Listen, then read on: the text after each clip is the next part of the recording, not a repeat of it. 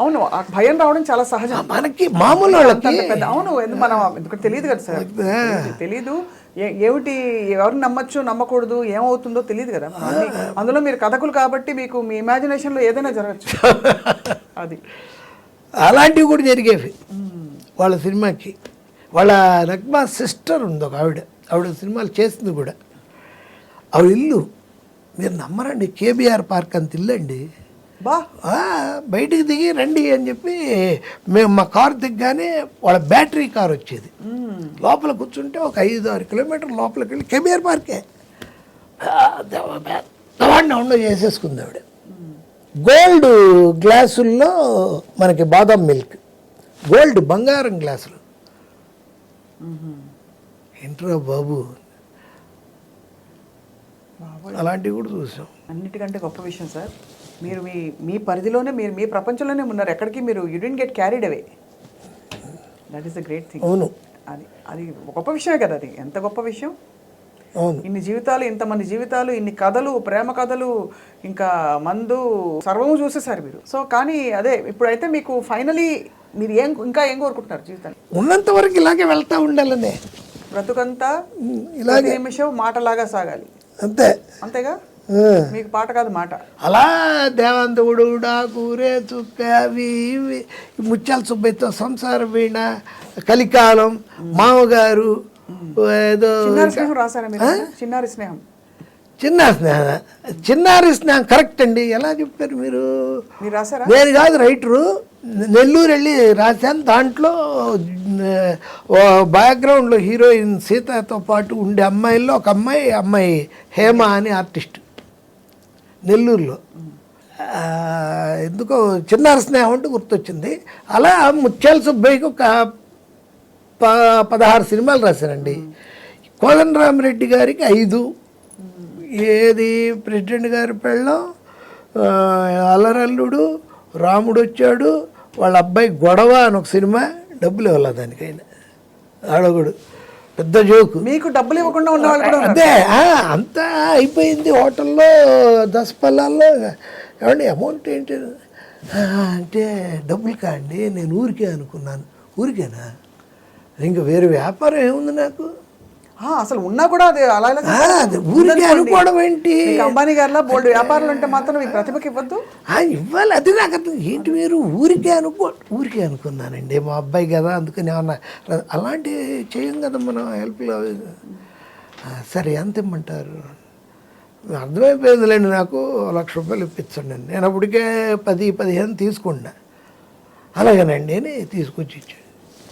ఏడుస్తా ఆయన లేచి వెళ్ళిపోతున్నాడు. ఇంకా పాపం మంచి ఫ్రెండ్ నాకు. ఆయన కూడా ఫ్రెండ్షిప్ అనేది ఎవరితో లేదండి. నన్ను మీరు ఇందాక అడిగితే నాకు అదే అనిపించింది.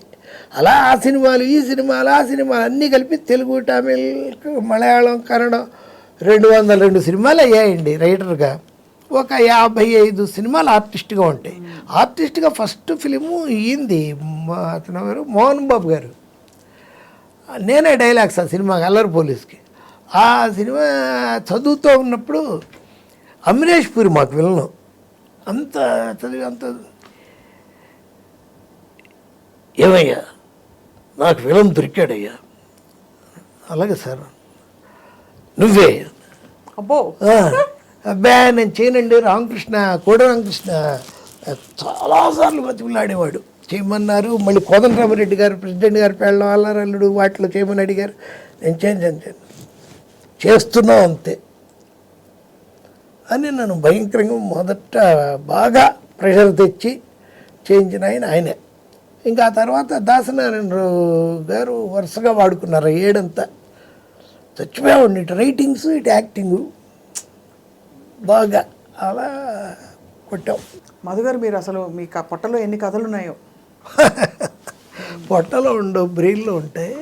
కానీ అంటే మీ గొప్ప జీవితం ఎందుకని అనిపిస్తుందంటే, మీరు అన్ని విట్నెస్ కాన్షియస్నెస్, సాక్షిభూతంగా మనం ఉండాలని అంటాం కదా, అలా జీవితాన్ని చూస్తూ మీ పరిధిలోనే మీరున్నారు. మీరు ఉండాల్సిన చోట మీరుండి, మీరు సాధించుకోవాల్సిన సాధించుకున్నారు, నెగ్గారు, కుటుంబంలో గెలిచారు.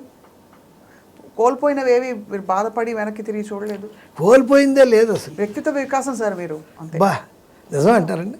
నిజమండి. ఎందుకంటే మీరు చూడండి ఇప్పుడు, అంటే మీరు చెప్పారు ఫలానా పెళ్లి చేసుకుందాం అనుకున్నాను, గుడి సోలార్ గ్రహణం ఉంది కాబట్టి ఇలా వాటిని ప్రశ్నించుకున్నారా అంటే అంత టైం లేదు నాకు, ప్రశ్నించుకుంటూ ఉంటే ఇవన్నీ రాయలేను అన్నారు. ఇవన్నీ గెలుపుకి కావాల్సిన విజయ రహస్యాలని మీరే పుస్తకం రాయాలి. గెలుపుకి కావాల్సిన విజయ రహస్యాలు నేనే. అంటే మీరే చాలా గ్రేట్ విషయం sir. You are the king maker. అయితే కింగ్ మేకర్ ఏం కదండి, సినిమా మేకర్. మీరు ఇందాక అన్నదానికి నాకు అదొక్కటి చెప్పి ఫినిష్ చేసేస్తాను నేను. కమల్ హాసన్ గారు అబ్బాయి షణ్ముఖికి నన్నే పెట్టుకున్నారు, ఎందుకంటే చిత్రమణి చిత్రం నేనే కాబట్టి పెట్టుకున్నారు. చేశాను, బ్రహ్మాండంగా మెచ్చుకున్నారు అన్నీ.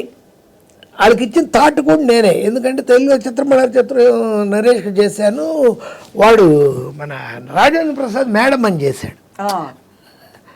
మంచి మా కృష్ణా జిల్లాలో ఉంటారు ఆ సైజు వాళ్ళు, అలా ఉన్నాడు.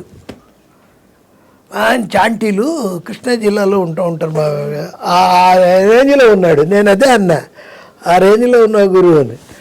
ఏంటి ఈయన పిలిచినప్పుడు కమల్ నేను ఇచ్చిన వాళ్ళకి అద్భుతమైన పాయింట్ ఏంటంటే, వాళ్ళకి ఇచ్చింది ఫస్ట్ ఆయన నాకు చెప్పాడు, నేను ఇప్పుడు పన్నెండు ఇంకా ఇప్పుడు దీన్ని తమిళ్లో మాట్లాడు, నాకు మీరు అలా చేశాడు నరేష్, ఇలా చేశాడు రాజేంద్ర ప్రసాద్, మనం అదే సార్ కథ అంతా వస్తూ ఉంది కానీ ఇది రావట్లేదు, మీరు ఫస్ట్ యంగ్ లేడీ వెయ్యొద్దు, మన మైలాపూర్ పట్టుమామిలాగా పెట్టండి, మీరు మీకు అప్పుడు దొరుకుతుందంటే షేక్ హ్యాండ్ ఇచ్చాడు లేచి, నాకు అయిపోయింది సార్ మీతో పని అని.